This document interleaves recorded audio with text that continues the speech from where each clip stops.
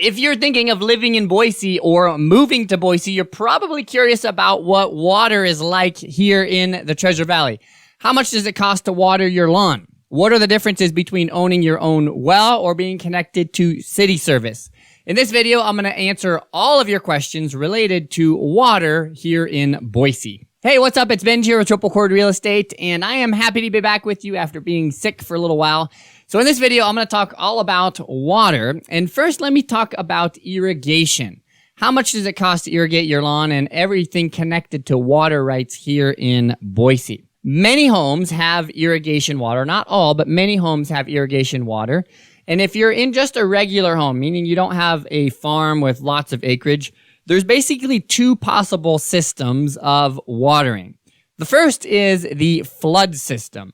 So this is usually for older homes that are built in about 1970 or prior to that. And for this system, there's a little canal that usually runs either through your property or on your property line that has water that flows through it when there's irrigation water. And usually once a week or so, you have the right to divert that water from the canal into your property.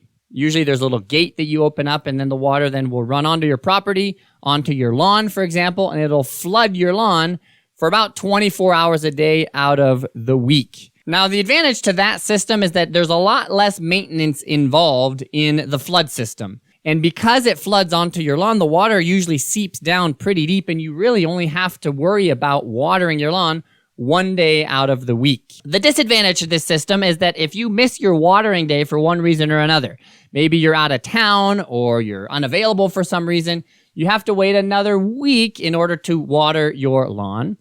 And also, this system is a bit more messier than just the regular sprinkler system. Now, a slightly more modernized version of this is you have the canal that runs behind your property line.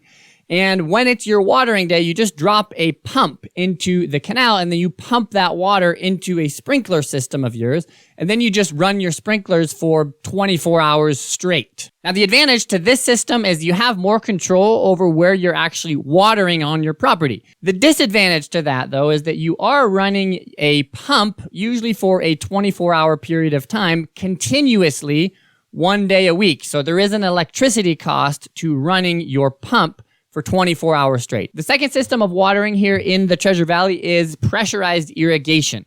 Now, since 1995, the city of Boise has required all new subdivisions within the city of Boise to provide pressurized irrigation systems to those subdivisions. So what that means is basically if you are buying a home that was built within the past 30 years or so, there's a good chance that that home is going to be on a pressurized irrigation system. Now, if you buy a home with a pressurized irrigation system, it is your responsibility to maintain that system.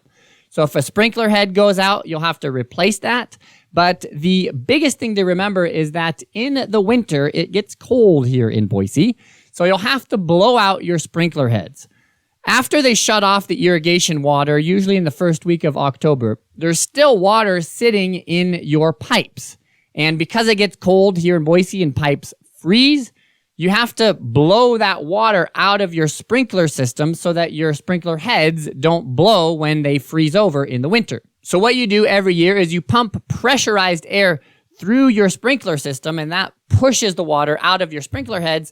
And once all of the water goes out, you're left just with air inside your sprinkler system. So irrigation water is usually delivered throughout the Treasure Valley about the third week of April and is usually turned off around the first week of October. So that works out to be about 24 weeks out of the year that you have irrigation water that is available to you if you are either on a flood system or you have a pressurized irrigation system. So how much does it cost to water your lawn with irrigation water?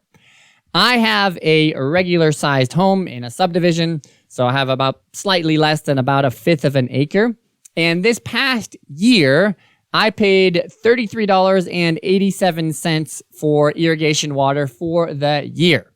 So that works out to be a whopping $1.41 per week. If you want to break it down to the day, it's about 20 cents a day to water my lawn. Now, obviously, if you have a larger property, you're going to pay more.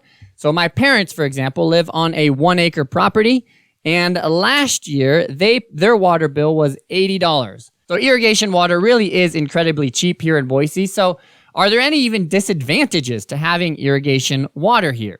The answer really is not really. It's really cheap, especially compared to city water, which I'm going to talk about here in a second. But two things to keep in mind.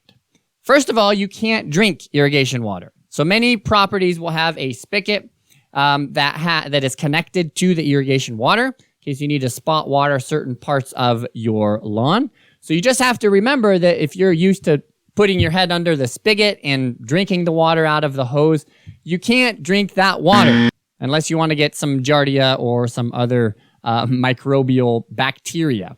And then number two, because it's just river water that is flowing through your sprinklers, occasionally you'll have algae or moss or other weeds that will crop up in your lawn that you'll have to take care of. So let me talk now about drinking water and the differences between being connected to the city system or having your own private well.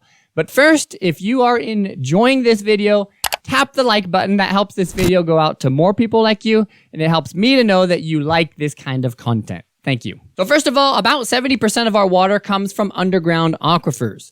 There's about 81 wells throughout the Treasure Valley that the city pumps water out of. And then the other 30% comes from surface water, mainly from the Boise River. Now, throughout Idaho, that spread is a bit different. About 95% of the water throughout the state of Idaho comes from underground water. 5% comes from surface water. So what that means is Idaho is very rich not only in surface water, we have lots of rivers, but also very rich in underground water. So how hard is the water here in Boise? So in case you didn't know, water hardness is determined by the amount of calcium and magnesium that is dissolved in the water. So the more calcium and magnesium you have, the harder the water. And there are several scales that are used to measure the hardness of water. Some of them are a bit different, but here's one scale that I found. Between 0 to 50 milligrams of calcium and magnesium per liter is typically considered to be soft water. So on this scale, Boise is ranked slightly hard. The water is slightly hard here. We have, on average, about 108 milligrams of calcium and magnesium per liter. Nampa has slightly softer water on average, around 66 milligrams per liter, and then Meridian is slightly harder than Boise. They're also in the slightly hard category with about 136 milligrams per liter. Now, I would estimate that about half of the people in the Treasure Valley have a water softener.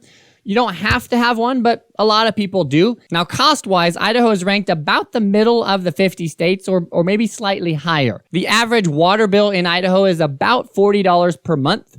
Now, I am just slightly under that. My water bill for every 2 months is about $50 to $60, so it works out to be about $25 to $30 per month. And I use about 300 gallons of water per day, which works out to be about 9,000 gallons of water per month. Now, unfortunately, not all homes in the Treasure Valley are connected to irrigation water. A lot of them are, but there are some homes and subdivisions that are not. Now, unfortunately, if you don't have access to irrigation water, you're going to have to water your lawn with city water, and that's going to be a lot more expensive. I was talking to a homeowner a little while ago who's not connected to irrigation water. He owns about a quarter of an acre, and he was saying that he spends on average about $300 per month to water his lawn with city water. Now, that's definitely a lot higher than what I pay. I pay about $5.64 per month. But I don't have a quarter of an acre, so even let's double that, $10 per month. That's significantly less than $300 per month. Keep in mind, though, that in Boise, you only have to water your lawn about 20 weeks out of the year. So that works out to be about 5 months out of the year. So if your normal water bill for 7 months is $50 per month, those 5 months, you're going to have a higher water bill, let's say $300 per month.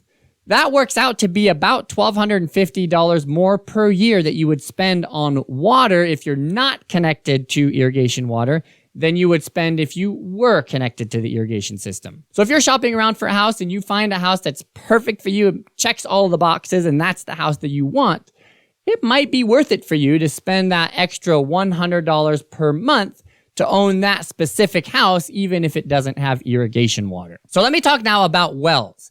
If your home is on about a half of an acre or more, there's probably a good chance that that house is going to be on a well.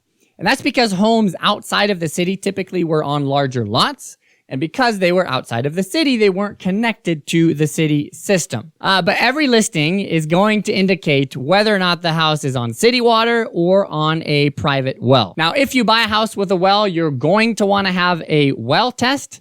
Usually that test costs between $400 to $500, and that's going to be an upfront cost to you, the buyer.